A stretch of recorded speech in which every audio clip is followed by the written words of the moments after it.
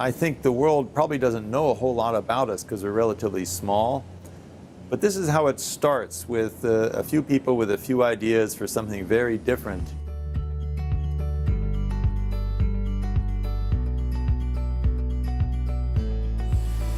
Over half the planet's population lives within 50 miles of the coastline.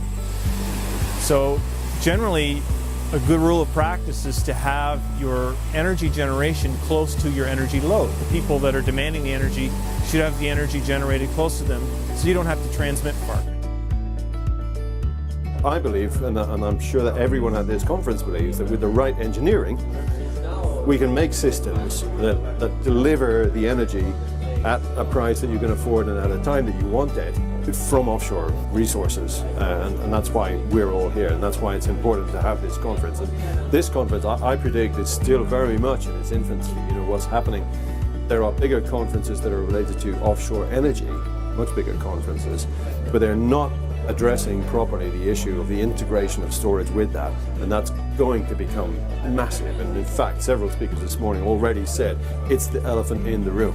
At the University of Malta, I come from the Department of Mechanical Engineering.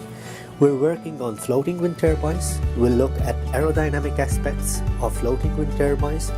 We are developing a new energy storage concept that can be integrated in floating wind turbine structures. So I'm a applied mathematician by training, so I do quite a lot of simulations for energy systems. For this conference, I'm looking at hybrid renewable energy systems, which are systems which combine different forms of renewables, for example, wave energy, wind, with battery storage and backup generation to supply energy for off-grid or remote locations. We're very heavily involved now with innovative financial tools to help modernize markets that will help monetize the types of services that some of these innovative technologies will provide.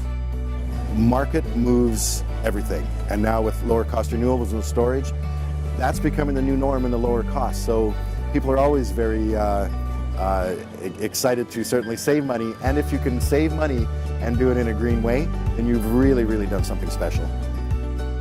I had been looking for ocean energy connections through my role in the IEEE Oceanic Engineering Society for at least 8 years, possibly 10 years, without very much success. And I became excited and thought, this is something that will really work.